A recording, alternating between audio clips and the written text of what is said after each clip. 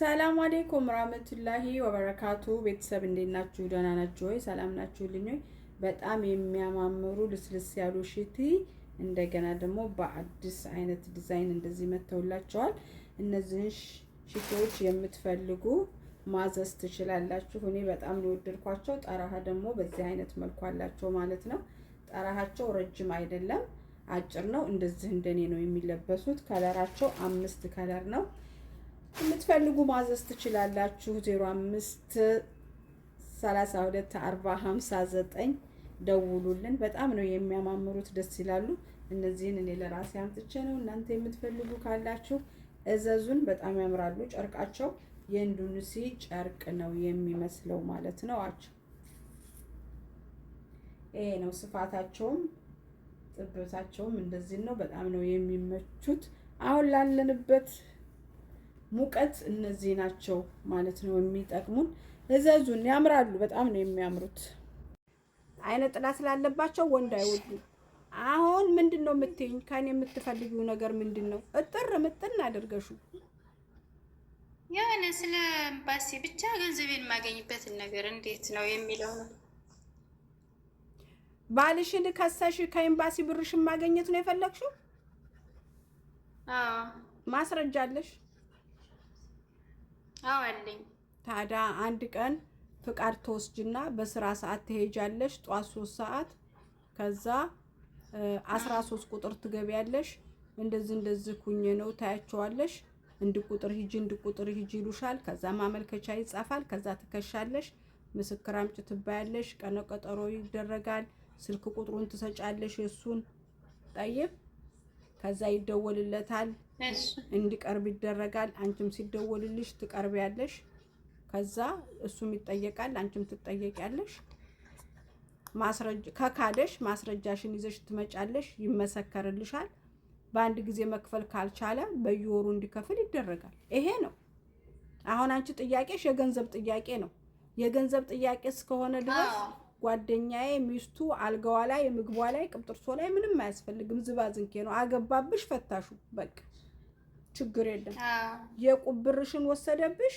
አንደኛው ቁብ የሰጡ ሰዎች የቁቡን ብር የሰጡ ሰዎች አያውቁም ነበር መፋታታችሁን። ሰብሳቢ ነበረ በጊዜው እሱ ነበር ሰብሳቢ። ምን ጊዜም እሱ ነው ሰብሳቢ። እሱ ሰብሳቢ ከሆነ አንቺ ተፈተሽ እጣውን እሱ ላይ እየጣልሽ ነበረ? አይደለም፣ እንደዛ አይደለም።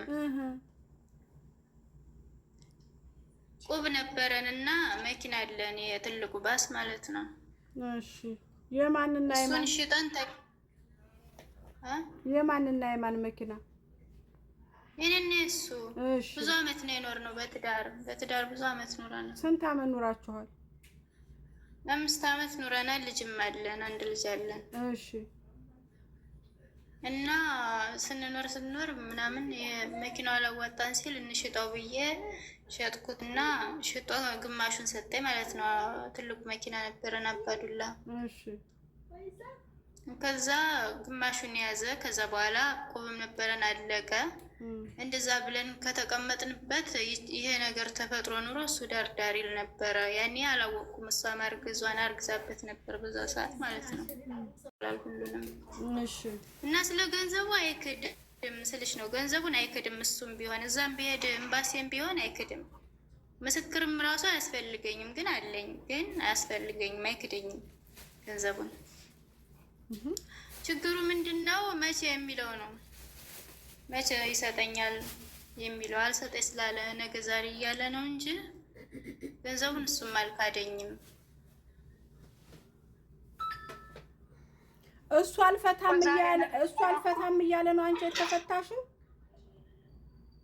አዎ ለምኖ የነበረ አስለምኖኝም ነበረ። ያኔ የተፈጠረው በስተትም ይሁን አቆም አስቦበትም ይሁን አላውቅም። ስለዚህ ጉዳይ ያስረዳኝ ነገር የለም። ግን አልፈታይ ብሎ በሽማግሌ ነው የተፈጠረው። ለምን አልጠየቅሽውም? አንቺ ለምን አልጠየቅሽውም? ለምን እንድትፈጠረ ብለሽ ለምን አልጠየቅሽውም? ልንግባባ አልቻልንም። እሱም እነግርሻለሁ ነው የሚለው። ልንግባባ አልቻልንም። ያው እንደዛ ስሰማ ልጅቱ አርግዛ ወልዳ ከወለደች በኋላ አመት ከ6 ወር ምናምን ሁሏት ነው ልጇ የሰማሁት። እና እስከዛ ድረስ በጓደኛዬ ሌላ ቦታ ተቀምጣለች ልጅቷ። ወሽዷት ሌላ ቦታ ማለት ነው ሄደው እና እኔ ስራ ቦታ ነኝ። ምን ጊዜም ቢሆን የስራ ቋሚ ነው ስራዬና ቀኑ ሙሉ ስናወራ ነው የምንውለው። ሌሊት ብቻ ነው ስልኩ መገፈል የሚለኝ ማለት ነው ስራ ስለሚውል እሱም እና አልጠረጠርኩም። ሰውን ቢነግረኝ ደግሞ እሱ አያደርገውም የኔ ባል አያደርገውም እያልኩ ነው ሰውን የምከስተው የነበረ ማለት ነው። እና ሰው ደግሞ ለእኔ ለመንገር እንትን አላለም አልቻለም። ምክንያቱም እኔ አላስገባቸውም በመሀላችን። ይሄ ነው ያለው ነገር እና እስከዛም የቆየ ሰው አልነግረኝ ብሎ ሳይሆን ያውን አያደርገው ምናምን እያልኩ ስለነበረ ኋላ መጨረሻ ላይ ልጅቱ ተወልዳ ምናምን ሊልኩ ኤምባሲ ላይ ታይ ሲሉ ኤምባሲ ዝግ ነበር በዛ ሰዓት። እና ኤምባሲ ዝግ ሲሆን ሰው አይቷቸው ምናምን ደብቋታል እሱ ሌላ ቦታ ማለት ነው። የታካባቢ እንደሆነ አይታወቅም። ብቻ ኤምባሲ ሲሄዱ ሰው አያቸው ምናምን። ከዛ እዛ የሚኖሩ ቁጥሬ አቅቶኛል አለኝ። በቃ የለብኝም አላልኩ እኔ ገንዘቡ አለን ያልኩ አልካድኳችሁም፣ በቃ ሰጣታለሁ እያለ ሲል በቃ እኔም ደግሞ ሌላ የራሴን ህይወት እንዳልጀምር ምናምን ሲሆን በጣም እየተበሳጨው ስለሆነ ምን ላደርግ የሚለው ስንት ነው ገንዘቡ? ብሩ ስንት ነው? 26,000 ነበረ። አሁን በባለፈው እቃ ማሰርቻለሁኝ በእንትኑ በምህረቱ አዋጅ ማለት ነው። እና የዛን ጊዜ 5,000 ሪያል ሰጥቶኛል። 21,000 ነው የቀረው። ታየው እኮ ስለዚህ አሁን ይሄ ሰውዬ አልካደም፣ ብር እንዳለበት እየተናገረ ነው። ግን አንቺ ብሩን ካሽ መስጠት አልቻለም። በየወሩ ተቆራጭ እያደረገ እንዲሰጥሽ ነው መንግስትም የሚወስንበት። እንደዛ ነው ኤምባሲው። እንደዛ ከሆነ ካላ ይሄንም እኮ ብለናል፣ ይሄንም እኮ አድርግ ብለናል። በየወሩ ስጠኝ ቢያንስ 2,000 ሆነ 1,000 ሆነ 5,000 ሆነ አስገባላት ምናምን ተብሎ ነበረ። አይፈልግም ይሄን ማድረግ። ካላስ እንደዛ ጥያቄው ከዚህ ላይ ነው።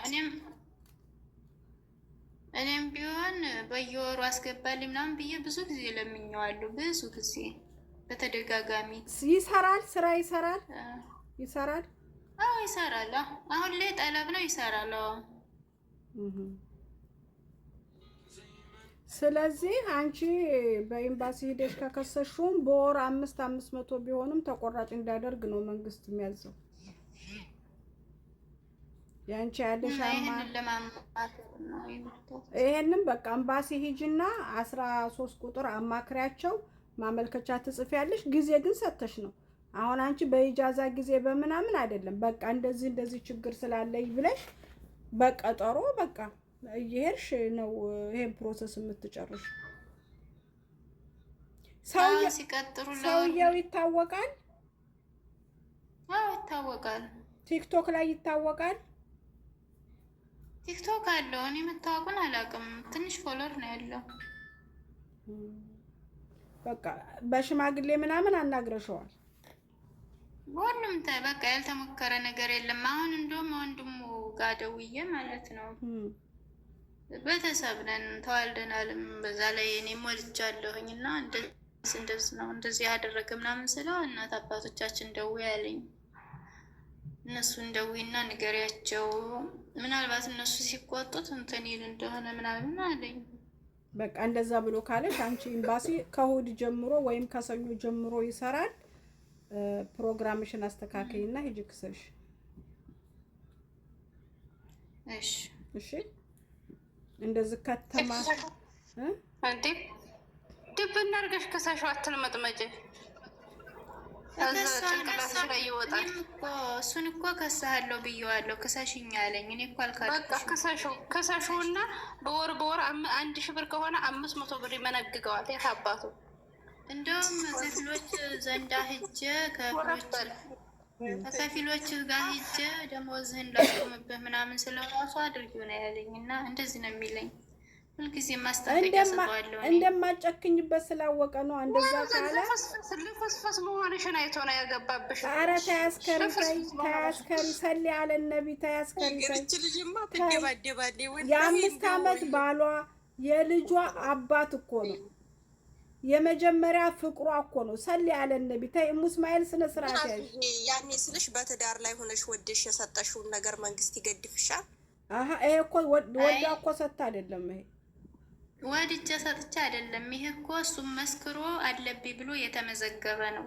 ይሄ ገንዘብ የተመዘገበ ነው ወረቀት ላይ እንጂ የትዳሬንም ቢሆን አልተካፈልኩም። የእሱን ስጠኝ ብዬ አይደለም። እሱ አምኖ ራሱ የመዘገበው ነው እንጂ እኔም ቢሆን ኒካው ሲወርድ የለውም።